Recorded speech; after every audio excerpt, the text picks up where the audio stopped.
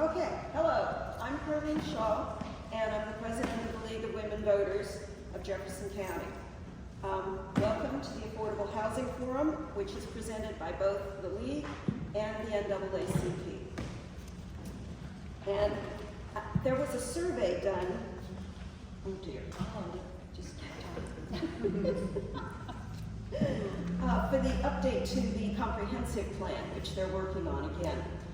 And respondents expressed concern over lack of affordable housing, 25%. So the lack of housing is noted. And I'm looking forward to hearing our panelists enlightening us on what can be done about that. Thanks to all of you for coming for what I know will be a very informative program. And thanks to the League and the NAACP members who put this program together. In particular, thanks to Lynn Whitmire for heading it all up, Susan Pipes for our tech support, Dixie Dunn, Gail Buber, and from the NAACP we have Jamila Fleet and Candace Freeman. And at that point, Jamila, if you want to come up and represent NAACP.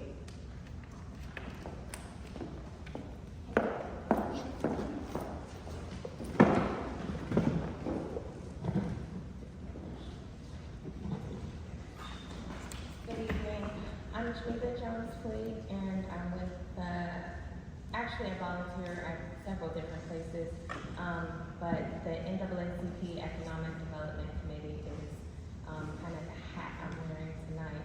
But as I have attended another meeting just today, it strikes me some of the intersectionalities that we're dealing with housing, and that was the Appalachian Regional Commission as we talk about economic development as a region for the state. And if we are drawing jobs and businesses here and we don't have affordable housing, then isn't housing part of economic development? We want people to come to the state, but another thing that the Appalachian Regional Commission concerns itself with is having houses for people to stay in the state. They want to attract new people, but they also need to retain people. They don't want our young people to have to move away for a better life because they love their life here, and their family is here, but they need to, experience their own lives as grown-ups. So the other thing that jumps out to me is another meeting I was at this week with the Bank of Charlestown on the advisory board, and we talked almost extensively about affordable housing, not even related to this meeting, but on your on this form it says the average home price is $136,353, while the average mortgage is $128. So I'm not sure if that's reflective of Jefferson County. Jefferson County, at my meeting, one of the mortgage brokers or property brokers, real estate brokers, said that the average house, according to MLS records pulled just last week, was $318,000 in Jefferson County. So that is what affordable is in Jefferson County. It might be different in different parts of West Virginia, but that's the issue we're dealing with. So that's the issue our neighbors are dealing with here. And so we're unique in the state. A lot of people will always hear Southern West Virginia is a different world than the Eastern Panhandle. But here the reality is rents are high, mortgages are high, and people are really struggling. And so we very much support this issue, and we are looking for solutions for people. And on that note, I'd like to introduce Lynn Whitmer, who will be facilitating the discussion tonight. Thank you, Jamil.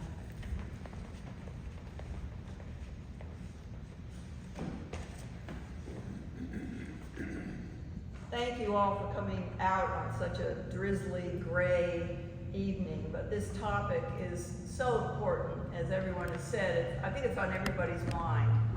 And tonight we are very fortunate to have a panel that is on the front lines of trying to help our local residents find suitable housing, whether they buy it or rent it. So we are very fortunate to have them. Let me give you a brief overview of our panel participants, and then I'll ask each one to come up and make some opening remarks, and then we'll just open it to the floor for questions. John Rogers has served in the position of Senior Division Manager, Single Family Lending at the West Virginia Housing Development Fund since January of 2015. And affordable housing is the mission of the West Virginia Housing Development Fund.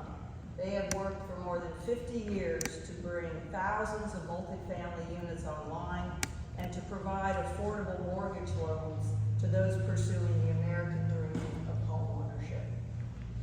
Next to John is Gail Moxey, who I asked, I said, is there anybody you don't know? Because everybody seems to know Gail.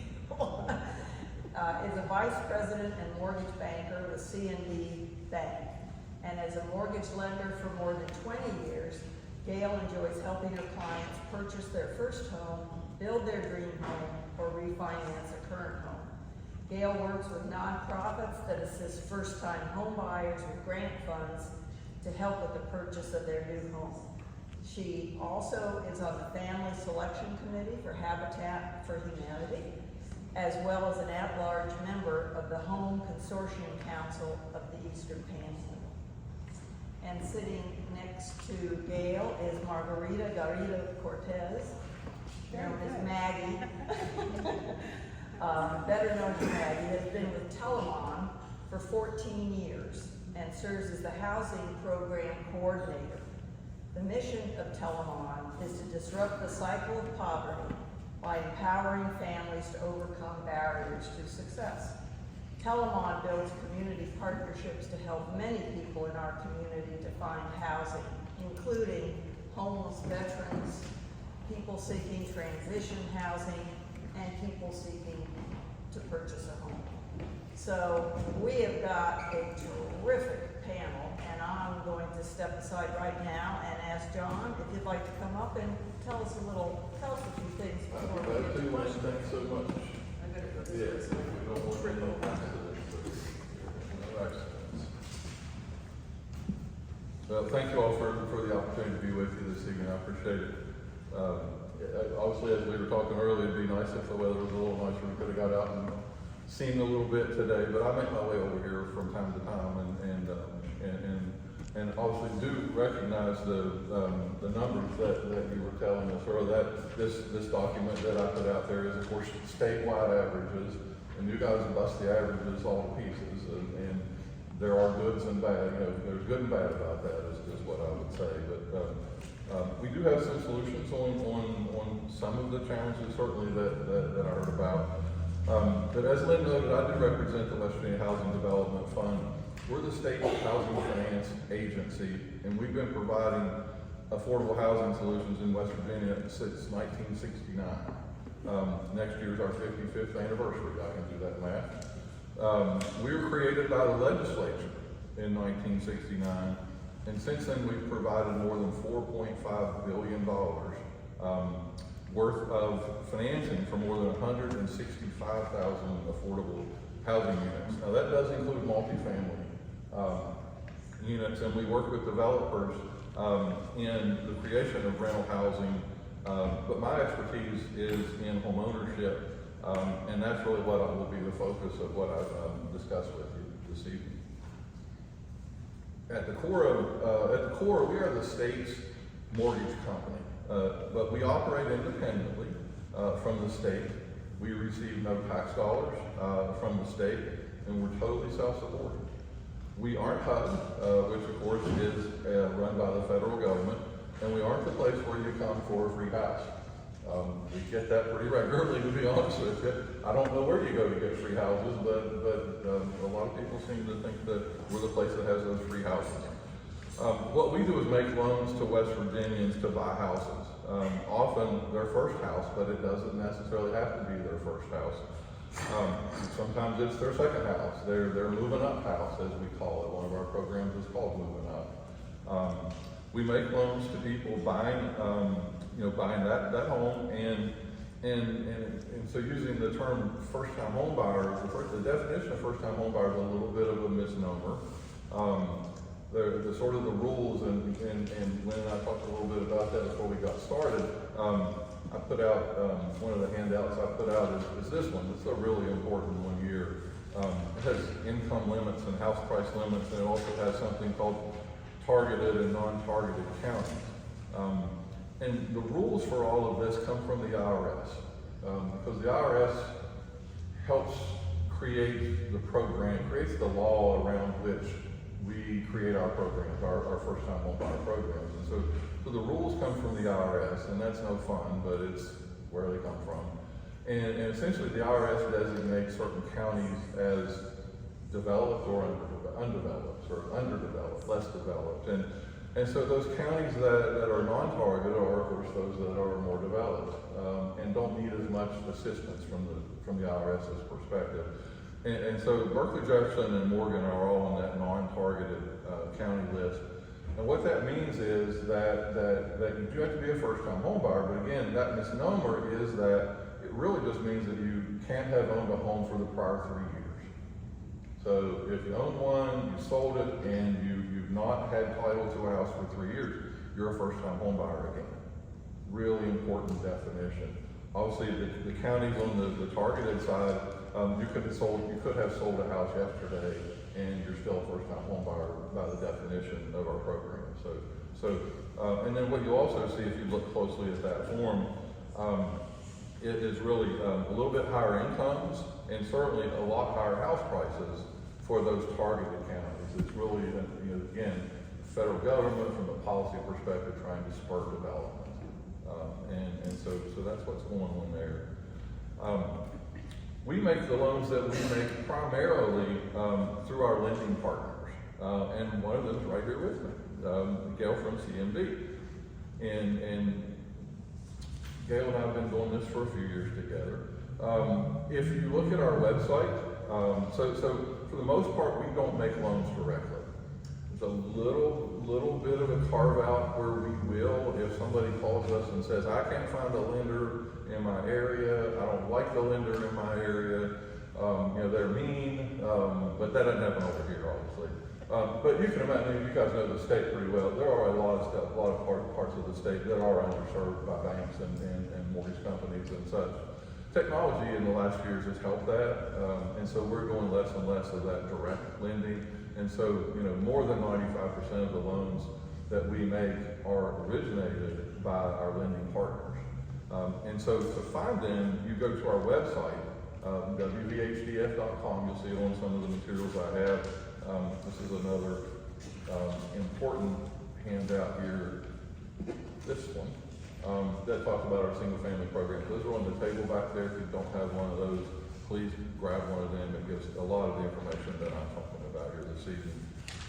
But again, if you look on our website, you'll find more than 20 lenders that offer our programs in Jefferson and Berkeley County. On the website, what you'd really be looking for is a button called Find a Lender. And you just say, what do I want to do? I want to buy my first home. I want to buy my next home. And then there's another drop down, pick the county that you want to buy that home in. And all the lenders that offer our programs will be there. You'll also see our top producing lenders. They are just what it says. They're the lenders around the state that do the most of our programs. We revisit it every 6 months. We actually just redid that. But more importantly on that website is what you'll see is information about our actual loan programs. That's obviously the meat. And what you'll see there is really 3 programs that constitute the bulk of the business that we do. And the primary one, what we're most known for, what we do the most of, is what's called our home ownership program. And that's the first-time home buyer program, keeping in mind the definition of first-time home buyer. And that's the program under which the other handout that I gave you sort of operates. So income limits by county and by household size. So there's limits for a 1 to 2 person household, and then income limits for 3 or more, and then of course a limit for the price of the house. And today, so among the things that I've been keeping up with, of course, and you all have, is what interest rates have been doing in the country. Really last spring, interest rates started going up, measurably. In March of last year, most 30-year mortgage rates were 3%. And as of this morning, they're over 7.5%. So huge increase. Obviously a function of a whole bunch of things. Mostly public policy at the Federal Reserve trying to get inflation under control. And that's what they do, and they're doing what they do. But with respect to the homeownership program, our interest rate today is 5.83%. And so 5.83 is a heck of a lot lower than 7.5 or even higher. And that's what we do. That's our program. And that's what we're doing. That is our contribution to trying to make first-time home ownership more affordable to people in the state. That interest rate's obviously available to everybody in any county. So whether you're on the targeted or the non-targeted, the program's still the same. And so 5.83%. You get that loan from one of our lenders. We have a second program, again, for folks that aren't buying their first home, but again, we call it moving up. But it might be your next home, or it could be somebody that had their larger house and now they're stepping down because the kids left and they need that that second home. And then again, not second home in terms of vacation home, right, but their next home. And so that program, there's also at the bottom of this handout, so the incomes are quite a bit higher, and the house price limits so the income limits are the same for the whole state for that program. And then the house price limits are the same as the counties. So that program, a little bit higher interest rate, 7.25 today, so closer to a market rate. But you don't have to be a first-time home buyer with that program. And again, you can see the income limits are quite a bit higher. So that's one of our core programs. Then what makes us really unique, along with the great interest rate, the 5.83% interest rate, is that we're really the only lender, make sure I say that the right way, Gail, right? That can offer what we call our low-down home loan, where we can provide a simultaneous second mortgage that can help you with your down payment and closing costs. 95%, so we're doing somewhere in the ballpark of 1,200 loans a year around the state. That number is going up, and our volume is really increasing because we have by far the best deal in the state, the best interest rate in the state with our first-time homebuyer program. So a couple years ago, we were doing 900 loans a year. Now we're about up to 1,200. And about 95% of our borrowers take and use our second mortgage program. Again, it's called low down home loan. And depending on the program that you take, whether it's the home ownership program or the moving up program, and also how you structure your loan, again, loan officer is going to work closely with you on that. But you can get up to $10,000 on a simultaneous second mortgage to help with your down payment and closing costs. The interest rate on that loan is 2%, pretty spectacular, right? And it's amortized, you pay it back over 15 years. Like I said, 95% of our borrowers use it, and it's one of the things that makes us really unique, and that we're helping people get into houses that just don't have a ton of money sitting in the bank, which is for the most part first-time home buyers. We did this, but again, as I said, we're not the place with free houses. We're also not the place that makes loans to people with bad credit. You can't show up with a 500 credit score anywhere, frankly, and expect to get a mortgage. What you're going to do is go see Maggie and talk about improving your credit. I hope that's something. I know that's something you guys do actually, and so Maggie can probably talk, or we'll hopefully talk a little bit about the counseling, credit counseling, home buyer counseling that they offer. So we're looking for generally, so most people have 3 credit scores, and we're looking for the middle one to be 640. Gail, I don't know how that reflects for you guys. You're about the same, right? Yeah, most lenders are sort of in that Again, the middle credit score needs to be 640. And if it's not, then there's a lot of things that you can do to work on your credit. Sometimes it takes time. But if that middle one's over 640, then you are potentially eligible for one of our loans from a credit perspective.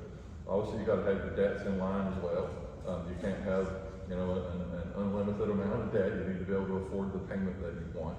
But that's where Gail comes into play. She's going to sit down and really crunch the numbers. And our lenders do that for us. We don't do that.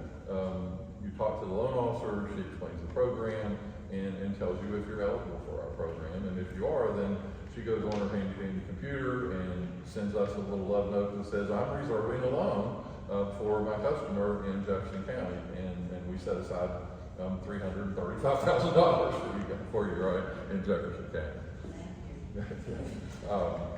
What else would We'll have. okay, yeah, I was just going to say, yeah, I think that works for me. But, okay. Thank you. Yes, ma'am, glad to do it. I would like to say this is being taped, and we will make it available on our league website for people to look at who, in the comfort of their own home and when it's not so rainy. So can I ask you, Gail, to come up and tell us a little bit about what you do for people wanting to find a home? Thank you so much, and thank you for the invite. Always happy to talk about ways that we can help our first-time home buyers and buyers. But I'm just going to talk a little bit about the HAP grant funds. This is for first-time home buyers, and again, the definition is the same as West Virginia housing. You just can't have owned a home in the last 3 years as your primary residence, and you would qualify in that respect. There are income limits for the HAP grant program. Those are different, a little bit lower, because those are driven by HUD than West Virginia housing. So you may qualify for West Virginia housing, but not for the HAP. But if you can qualify for both, it really is it's a glorious thing, honestly. So I do have some handouts that I can leave back there if you want to take those when you leave. So there are also sales price limits, just like West Virginia housing with their loan. This is a true grant.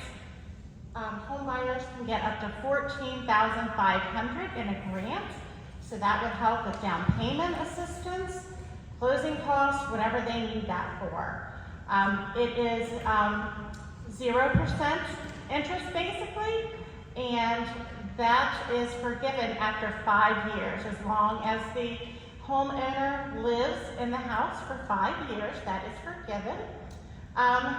So some of the steps for the HAP program, they do need to go and be pre-qualified with the lender, and that lender needs to be approved to work with the HAP grant program. They need to complete home buyer education, so that's where Maggie comes in. And then again, they can borrow up to that $14,500 for their down payment and closing cost. It is considered gap financing, so think about it. If someone qualifies for $250,000 without this HAP program, now they could potentially go up to $264,500 in a home purchase.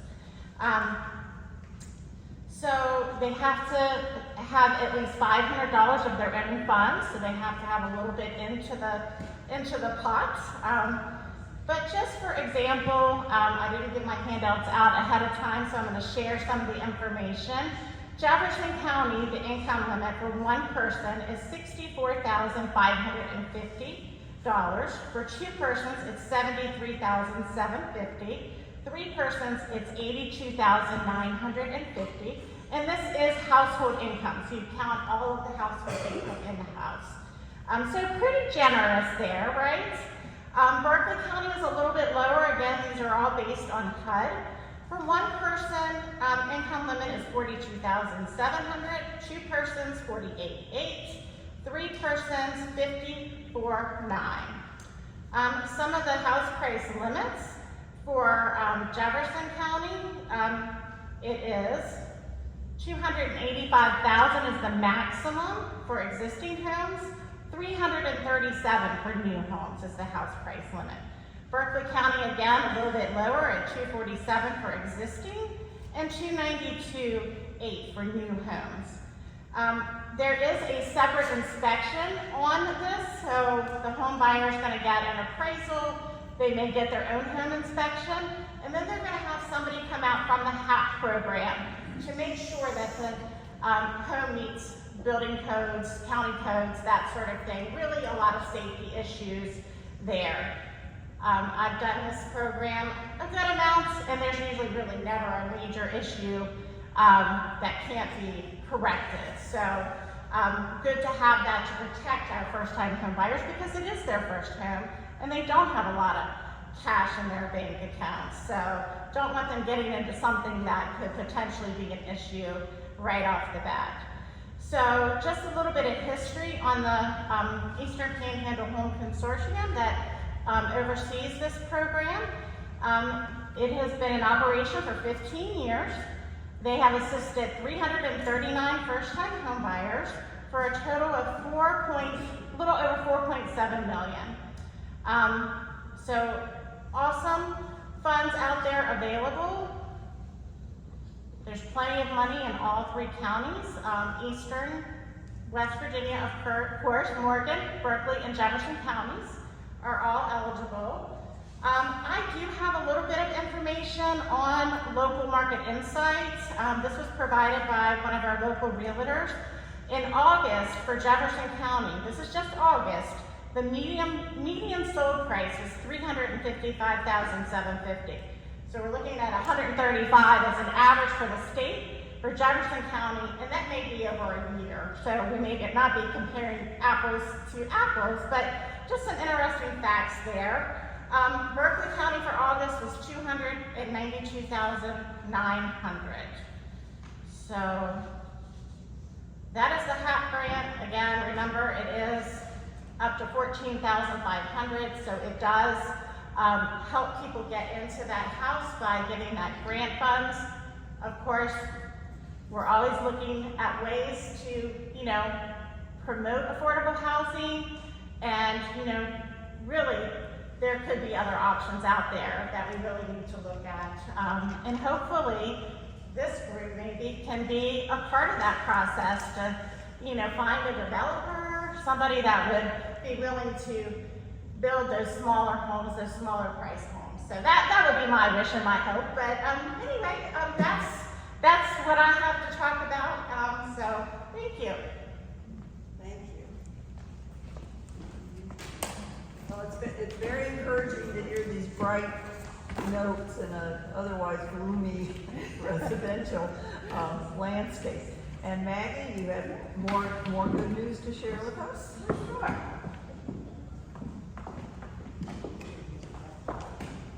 So thank you for having me. I really appreciate the invite. I was really excited to come up here and talk a little bit about housing. And so just to give you all a background with Telemont Corporation, we're a community action agency for Berkeley and Jefferson County. And if you don't know what a community action agency is, they were created back under the Lyndon Johnson administration in the 60s to help combat poverty. And so Telemont, we have a whole bunch of different programs that we apply for federal grants for. A lot of them are for like homeless veterans coming out of the VA medical facility substance abuse program. We have one for civilian families of deceased veterans. There's just a whole bunch of programs.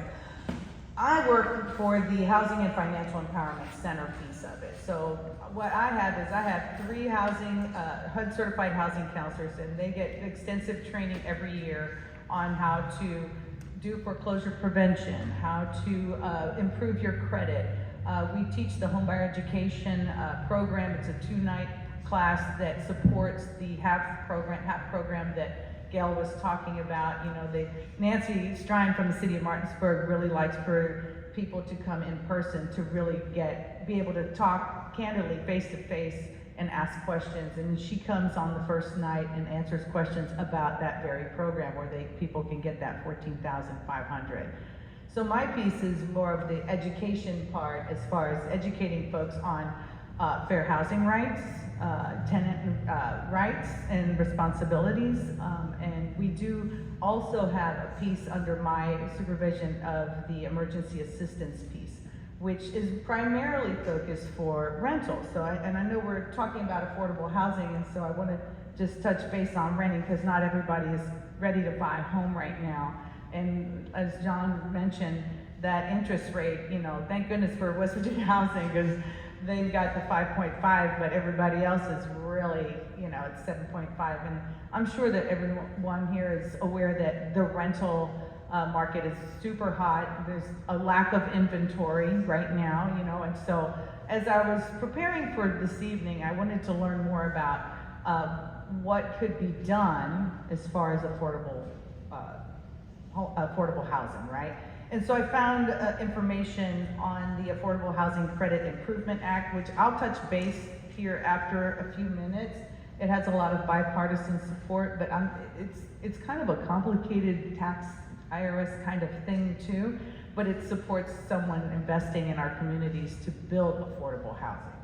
But I want to go back to Telemon and what we do, and some of the tracking that we do with emergency assistance. So we have an office called the Regional Resource Office, and the Regional Resource Connection was formed out of a partnership between Catholic Charities, Salvation Army, DHHR, and Telemon.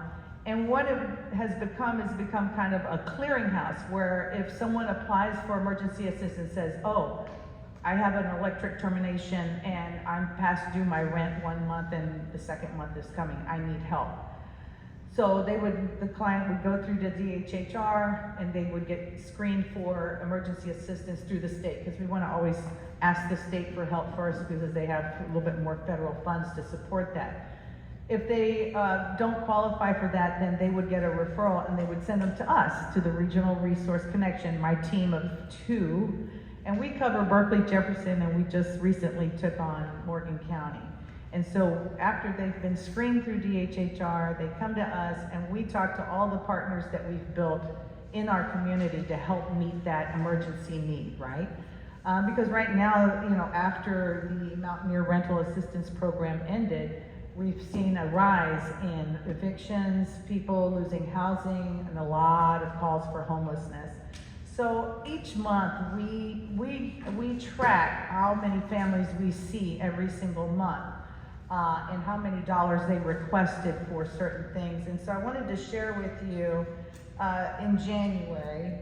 So this was about 3 months after Mountaineer Rental ended, right? So Mountaineer Rental was paying rents up to 18 months, right, if you qualified. But then once that was during COVID, and so there was a lot more funding for assistance during that COVID time. But since then, all of that's dried up. And so what we saw was, after Mountaineer Rental ended, we saw quite a jump in people asking for more help, you know. And so in January, we saw 358 families in 1 month. That's 20 working days, because you've got a holiday in there, 2 holidays. And of those 358 families, we had about 163 that we helped, and that was with utilities, but 109 of them were specifically just for housing, whether it was, I'm behind on my rent, or I need a security deposit, what can we do? And so the majority of those families in January did not receive help, because there is no funding for that kind of help as far as security deposits or past due rents. You know, and in this Regional Resource Connection office that we've partnered, we go and we meet with other agencies, and we're like, can you help us? We'll pre-screen, we'll do the eligibility requirement. You tell us how many referrals we can send to you, and that's how many we will send on whoever, as they come into the office. You know, we can't pick and choose, but just like whoever's next in line. So like JCCM helps us. CCAP in Martinsburg helps us. Catholic Charities covers Berkeley, Jefferson, Morgan. They do all the way Mineral, Hardy, Hampshire County. They help with some funds, but it's minimal. So if you're 3 months behind, chances are you're probably not gonna get out of that pickle now. DHHR is able to help with their emergency assistance, but their income guideline for emergency assistance is very low. And, you know, John mentioned, you know, that, and Gail mentioned, you know, John's income guideline is a little bit higher, and the HAP programs is a little bit lower, so you kind of have to be like in the middle. And that's kind of what the Regional Resource Office does, is we try to figure out where you fit in, and then we make sure that we track where we've sent you. So if you come back 6 months from now, I'm not gonna send you back there to, let's say, Catholic Charities, because they're only open once a year. So you're not going on a wild goose chase. Oh, you sent me there and they said they can't help me because they've already helped me this year. So we do a lot of tracking. And so far this year for housing, unmet dollars, well, in Berkeley County, this is Berkeley and Jefferson combined. Now, granted, we didn't see every single person that asked for help that went through DHHR. Sometimes DHHR is able to meet that need right there, and they don't have to be referred to us to help find the balance, right? But it was over $155,000 requested for housing this month between Berkeley and Jefferson County for rent. And of those families, you know, I can't even tell you how many people are calling in asking for help, you know. So we do need affordable housing. We do need these homes and these, you know, for first-time home buyers. And I think that the key to helping folks keep housed is through education and knowledge, and we need to get the word out about West Virginia Housing Development Fund's Finance Agency, the HAP program. I mean, it's just like everywhere I go, I'm like, have you ever heard of the HAP program? Like, that's how you have to be, and it's, you know, talking about credit. And so I had a lady today at 4 o'clock or 4:30 came in the office and said, I want to know, I was talking to NAACP, and I cannot remember the acronym for that, National Association of something, but they do loans. Credit counseling agency. Yes, but they help people do loans, and they can, but they use the Housing Choice Voucher, which is part of the Section 8 program. And so she said, well, they told me to come to the Martinsburg Housing Authority. And I said, well, we're not the housing authority. She's like, I know, but maybe you can help me. And I said, well, I can tell you right now that the Martinsburg Housing Authority does not participate in that program, meaning that Section 8 voucher that you have, if you get a choice voucher, it can go towards the purchase of the house, of the home. So that's another way of finding affordable housing. But if our own housing authority isn't able to participate in that program, and I don't know if it's just the capacity, they don't have the staff, or they haven't applied, or I don't know, really. I'm just beginning my deep dive into, you know, because it's very, very complex. But in regards to affordable housing, you know, the average price home in Jefferson County, what did you say, 375 or something? 355. 355, right? What would be the income that you would have to earn, right? To 100 and a quarter. at least 100. You need to be making $125,000 a year to afford a $350,000. So most of us folks that are making 55 or 48 over at P&G starting out aren't probably going to afford that, and then finding a home at that, you know, under 350 in good condition, where you can walk in and it passed an inspection, that's where the trick is right now. So, you know, I've noticed even at Telemon, our attendance for the first-time homebuyer education program has really diminished. A year ago, I had 22 in December, 22 people in the standing room only. It was like 24 people for the homebuyer ed. Thank goodness. And here's the key, guys. Here's the key to affordable housing. It's educating people on what's out there and what they need to have. Like this lady this evening, she said, well, I just need to be there because, you know, I'm on the second floor and they won't switch me, and I've got to have 2 knee surgeries and all this. And I said, and she's in her 60s, and I said, do you realize that if you buy a home, that if something breaks and you're on a fixed income, they're not gonna come and fix it for you, right? Your hot water heater breaks, you have to come up with, like, you have to be almost like a reality check. Yes, We I call know. it welcome to homeownership. Yes, right? But the, you know, and she heard about that housing choice voucher program, and they told her all the wonderful things that it can do for her. But I don't think they went in depth, and she just ran with that. But she said, but if you ever go to Washington, D.C., I'll come with you, and we'll ask for that program to be brought to Berkeley and Jefferson County, to the Eastern Panhandle, is what she said to me. So I said, oh, this is great. So what can we do about affordable housing, right?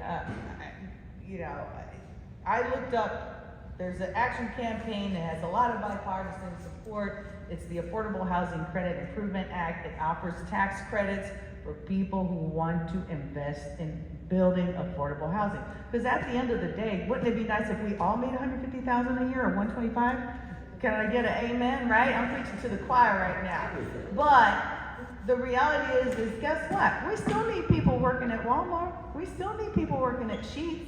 They're not gonna make $80,000 or even $75,000. But do they wanna own a home? Sure they do. Sure they do, right? So one of the things you can do is let's help the people that have the money be able to come and invest to build good quality affordable housing that people can get a hand up and move on and take care of our elderly. You know, I see more and more elderly folks really struggling. Just it's heartbreaking, and lots of families moving back in with grandma because they can't afford the rent. And again, it go back to looking at education. You know, are they, you know, they don't know about credit, you know. As a first generation Latina, you know, my family, they were a hot disaster when they came over here. They didn't know what they were doing with credit.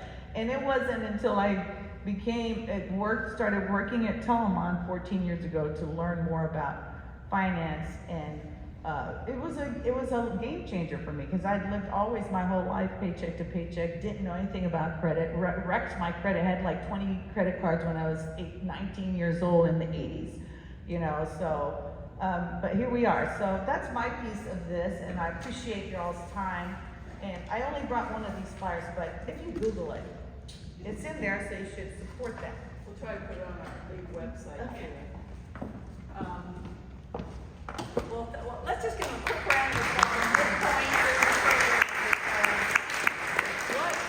What a tremendous amount of information. And I know there are questions in the audience. And before I get to those, I just want to put a plug and remind you that the Jefferson County Planning Commission is updating the comprehensive master plan.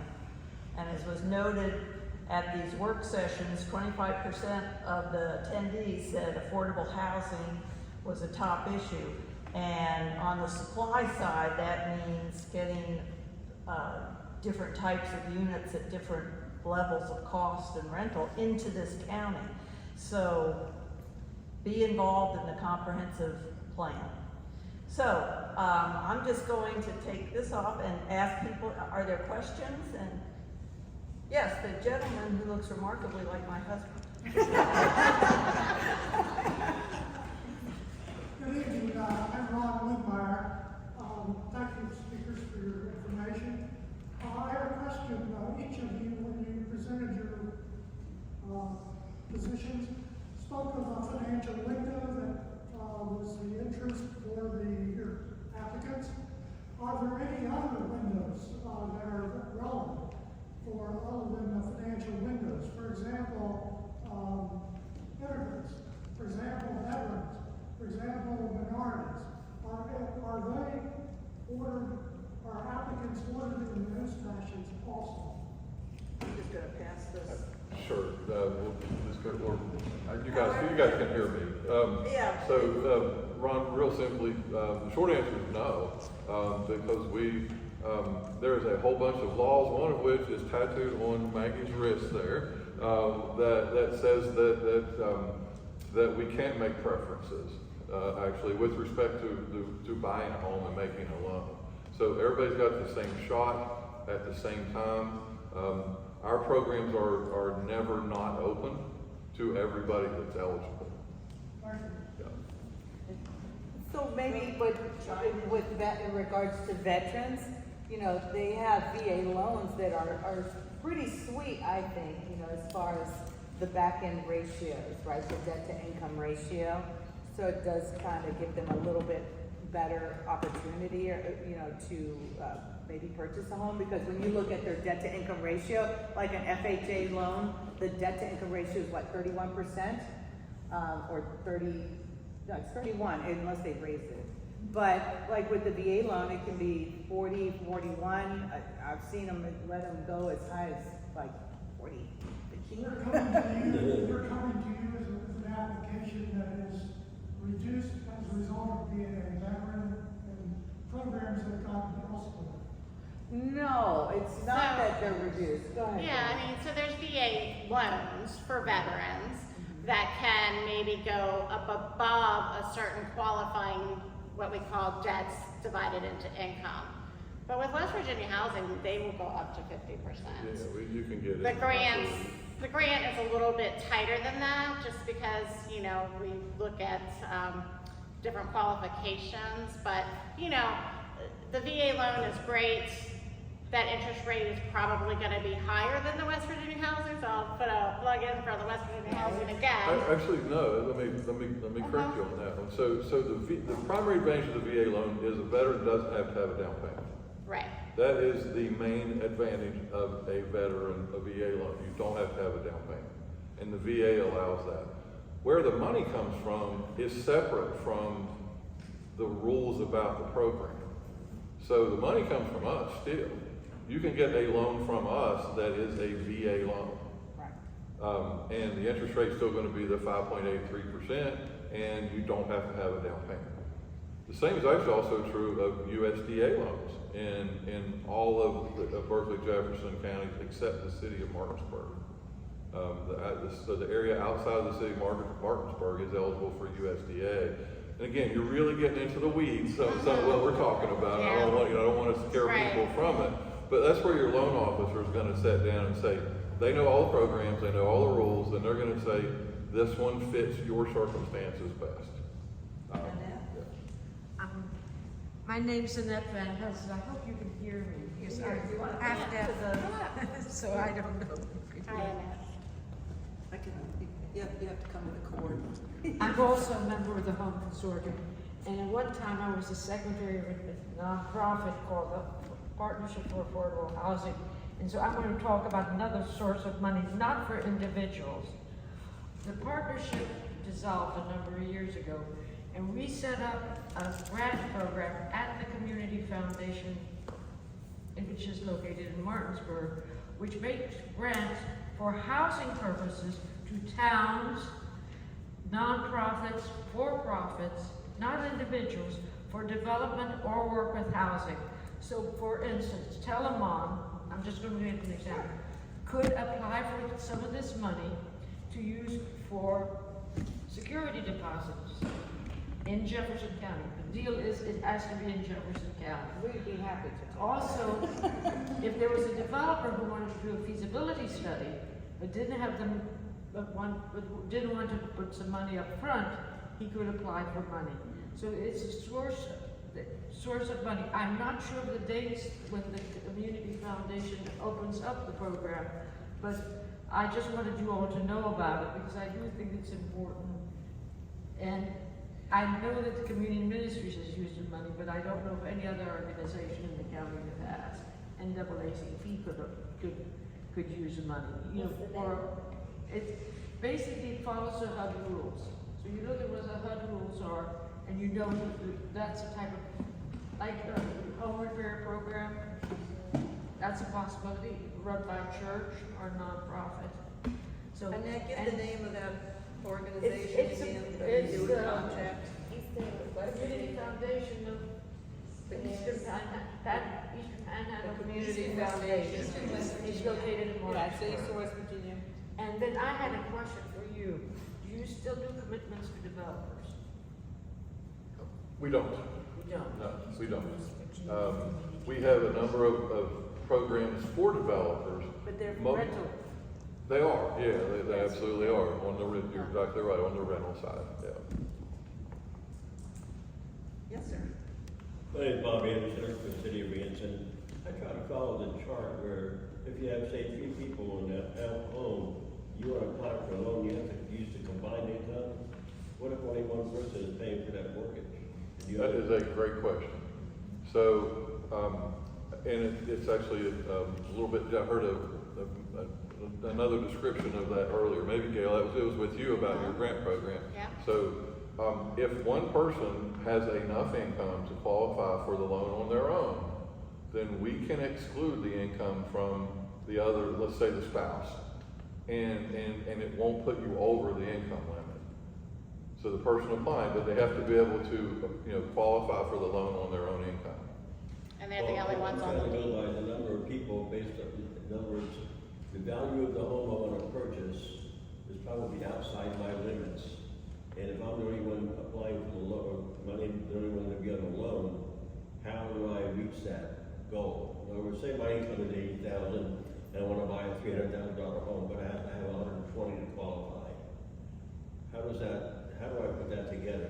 I don't or what? You don't. You buy a less expensive house, Bob, honestly. Okay. I mean, that's really what it That's where I comes was down coming to. from. You win the lottery. You find somebody to give you a big down payment. Because the down payment can make up that gap, but you've got to have that cash for yourself.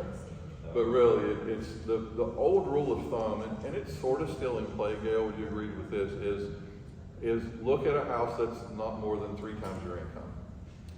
That is a very basic rule of thumb. That makes sense. Yes, yeah.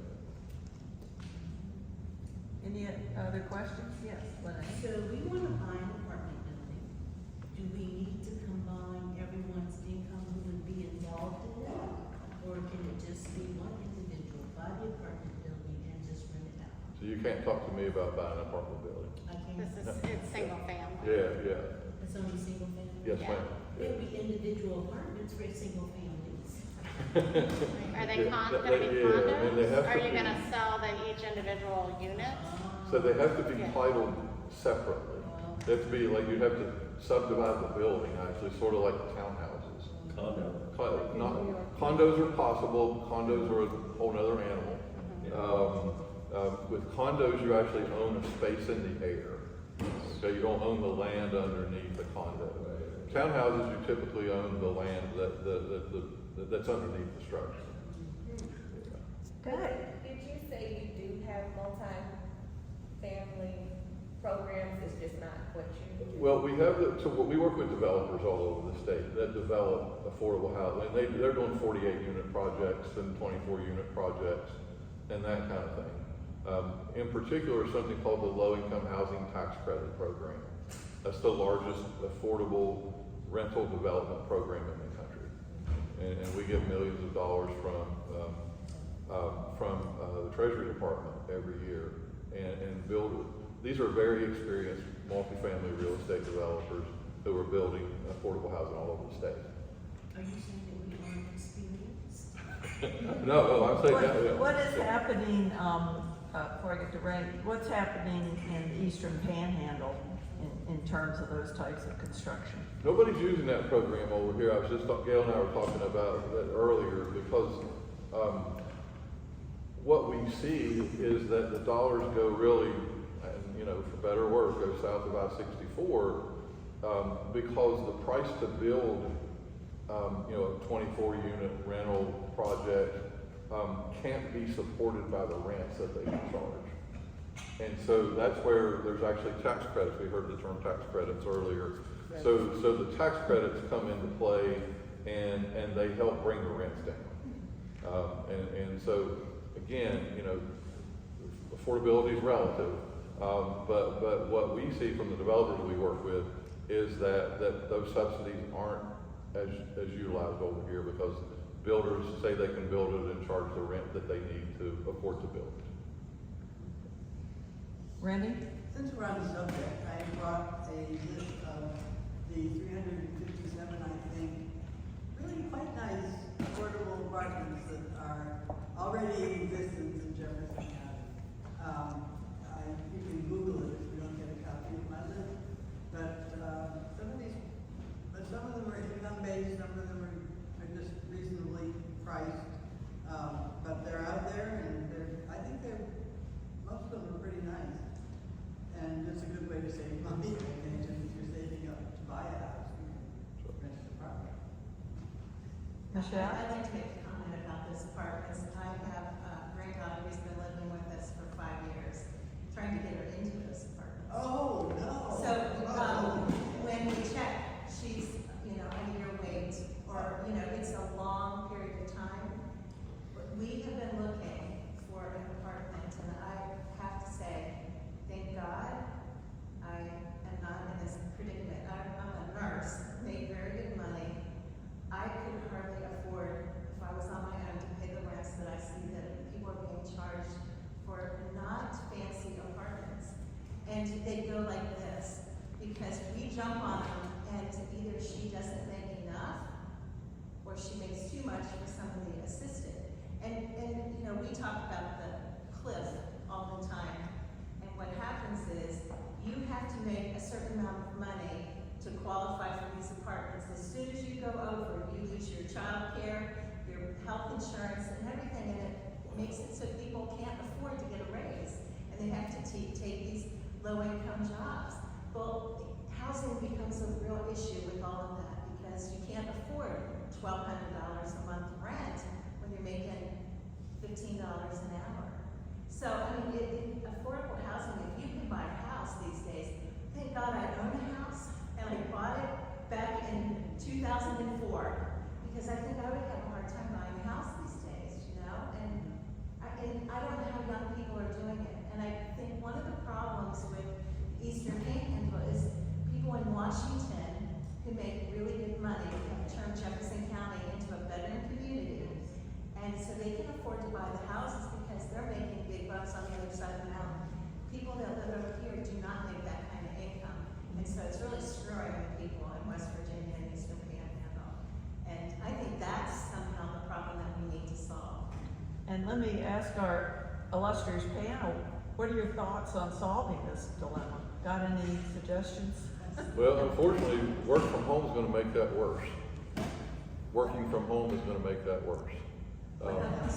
Working from home is going to allow, you're gonna be able to do your job in Washington and live in Charlestown. That's right. Well, they sold a house down there and they've got $500,000. Come out here, they can afford to put a big old chunk of money down on a house. So if you've been born and raised here, you're not gonna be able to stay here. You're gonna have to keep moving somewhere else, further and further out, or you're gonna be in that niche of being stuck. Which is Is there any piece of legislation or any action that could be taken by the state to address this dilemma, or is it just gonna is the market just gonna float free, I guess? It's almost to the point of, I feel like some of the property managers, not all, but there's some, that literally it's like price gouging during a hurricane, when they're like, oh, if nobody has water, guess what? I'll get you some water, here's $20 for this. That's how they're doing the rents right now. It's disgusting. I saw an apartment for $1,300 I would not let my dog live in. And I thought, you have got to be kidding me. They're charging this. And they can get away with it. Because there's people out there that are desperate. They will pull their money just to get in. There's every day people are coming in, I'm homeless, I'm sleeping in my vehicle. Me and my kids are in a tent. Me and my kids are sleeping in the garage at my grandmother's house. It is so bad right now. And I hear more of it in Berkeley County, and maybe it's because our office is there, but I hear a lot from Jefferson County too. They're all leaving Jefferson County thinking there's more help in Berkeley County. There's a little bit more affordable housing, but not much. But you get people coming from DC and they're like, oh, $1,400 for this 2-bedroom? That's so cheap. Well, yeah, for you, because you were paying $2,500, but not for us. And so it's just like this whole thing. But there is this affordable housing tax credit that... I was going to come back to that, Maggie. Yeah, that's the one thing from a public policy perspective on ownership. That's a tax credit that, again, I mentioned the tax credit program for developers of rental housing.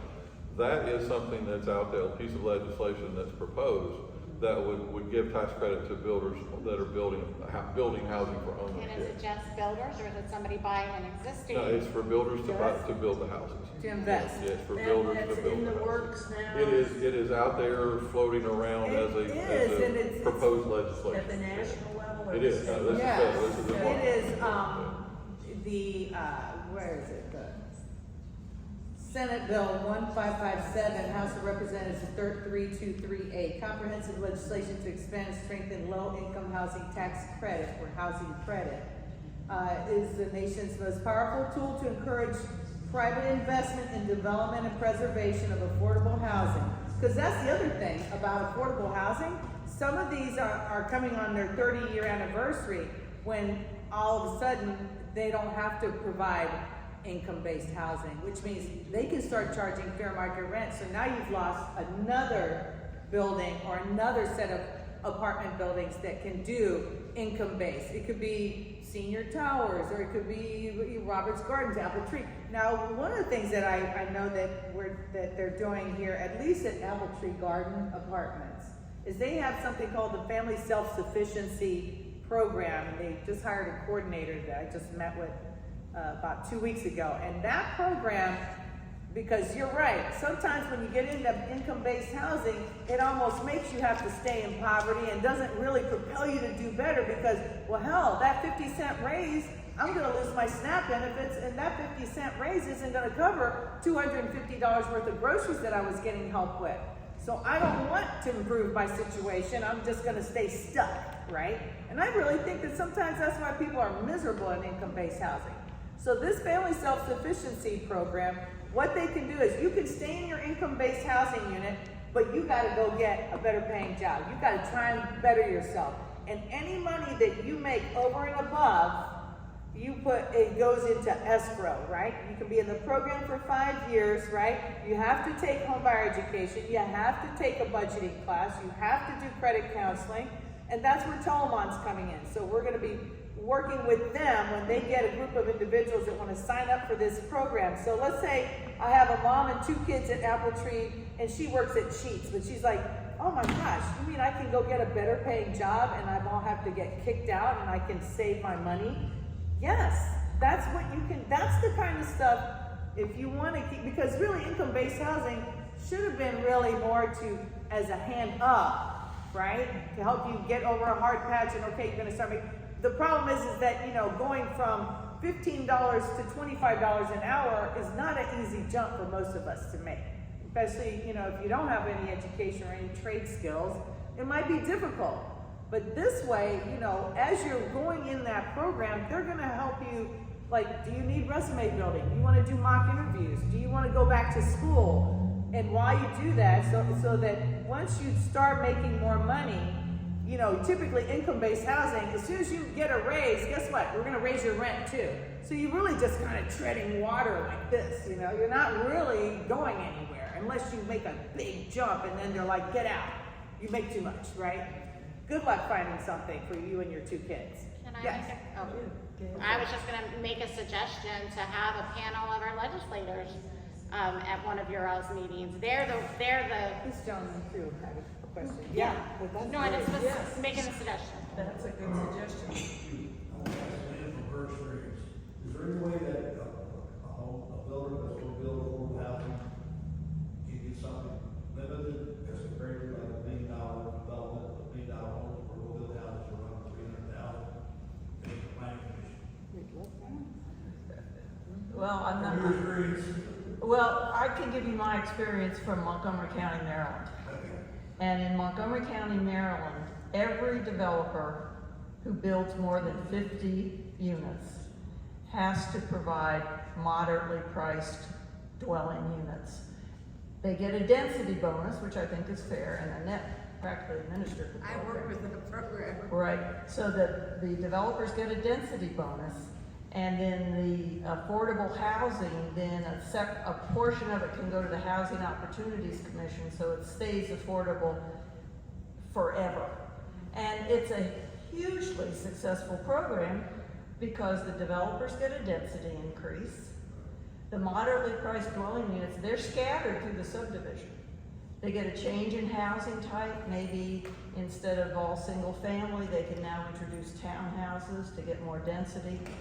It's been a tremendous success. And it's been around since the 60s. It's been, yeah. So I think that's something that our any planning commission in the Eastern Panhandle should consider. Yes. Bob Anderson again. I'm concerned about what we call affordable housing. It's available to anybody that can qualify, is that right?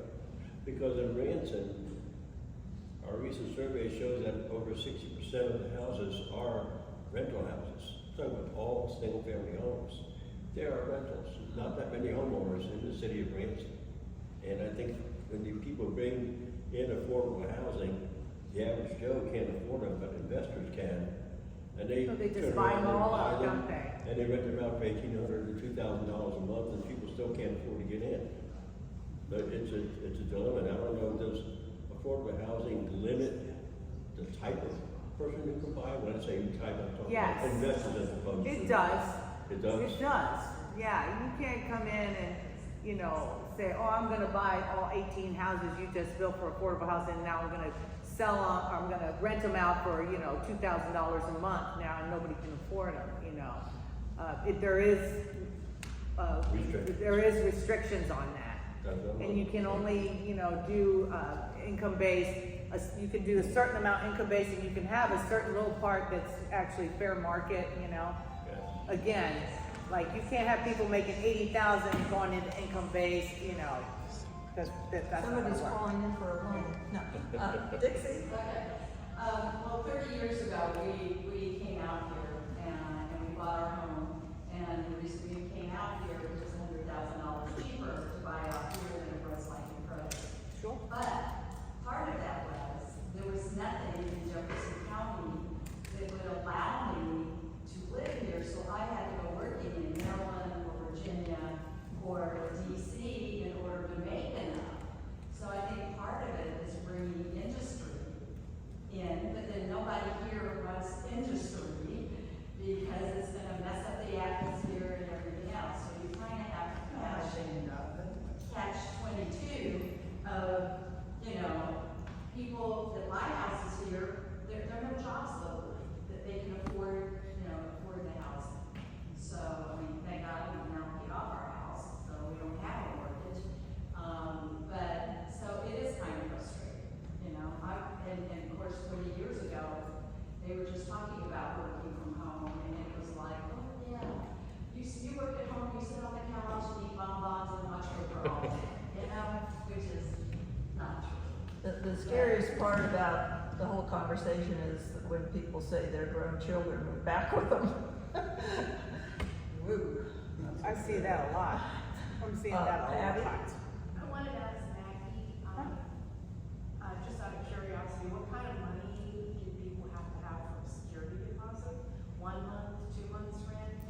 Typically, well, and here's where, you know, education comes apart, but typically you'll have, if you start your lease, it's the first month's rent and a security deposit. But if you have bad credit, they may ask for the first month's rent, the last month's rent, and a security deposit. So if your rent's $1,000, you could be looking at $3,000, right?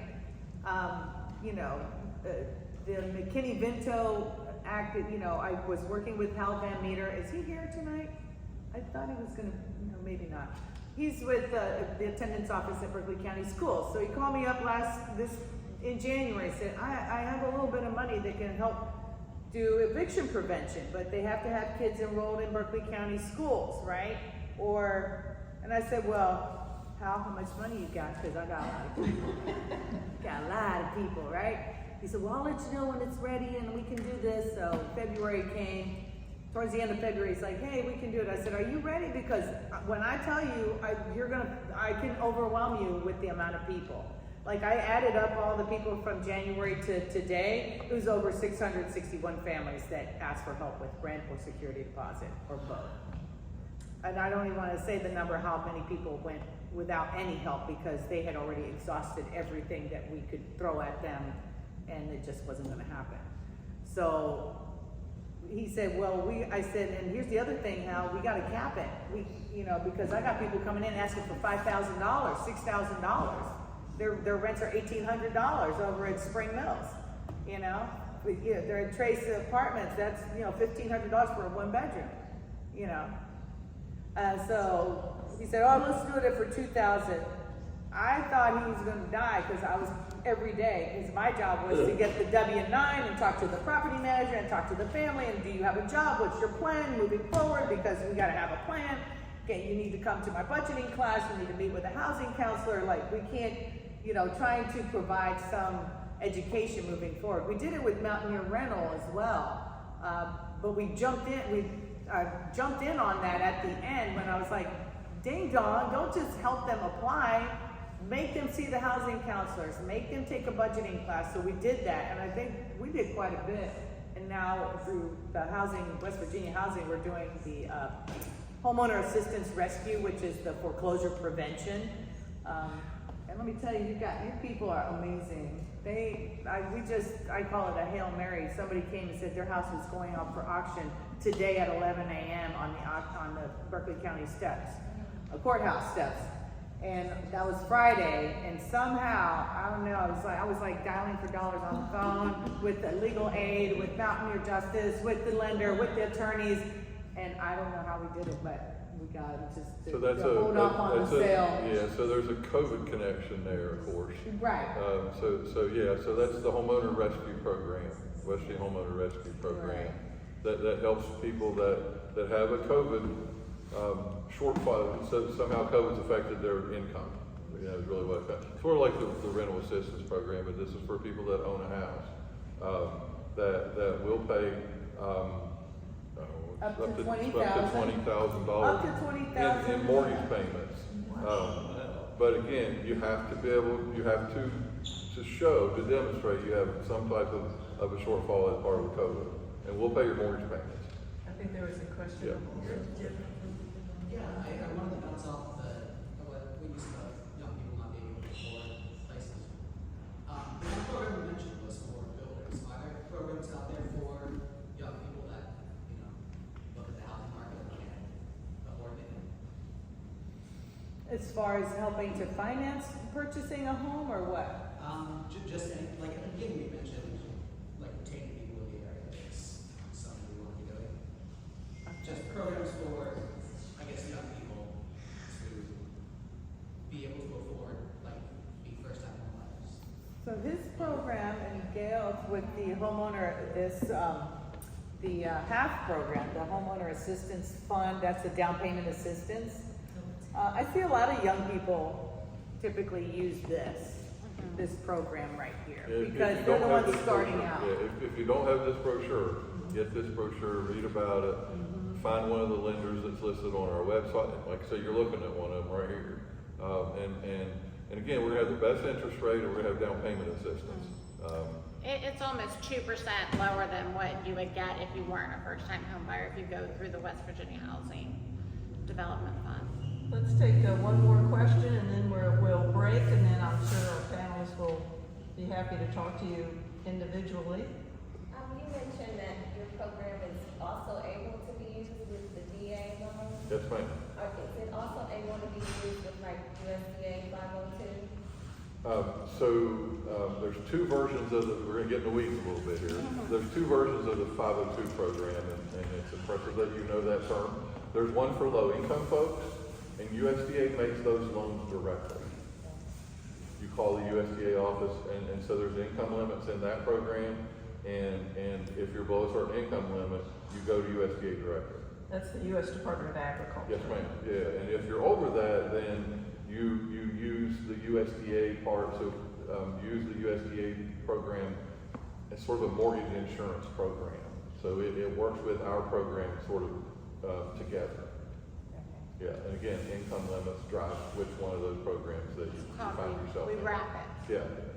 It's what our And again, the big advantage for USDA is no down payment. Now, again, in the USDA direct program, that interest rate can be as low as 0. That one's pretty spectacular. But again, that's incomes below 80% of area median income. Pretty low, but it is a huge benefit. Do we have USDA loans lenders in our? Again, you go directly to USDA for that loan. They have an office in Martinsville. Yeah, they do. They absolutely do. Yeah. I think they're there like 3 times a week because they go to another county. Yeah, it's called the 502 Direct program. as opposed to the 502 guaranteed program, which is for the higher incomes. That is a great program. I'm glad you mentioned it. Again, all 3 counties are eligible for it except the city of Martinsburg. But again, it's a federal program. You go to USDA directly. Jamila, would you like to come up as we thank the panel for this presentation, since NAACP was also one of our sponsors. Thank you so much. Clearly they were very knowledgeable, and I think we're very fortunate to have you in Charleston. Thank you. Thank you for traveling all this way, and then locally, people who are here to help folks. Thank you to NAACP for all your help in putting this together. Round of applause.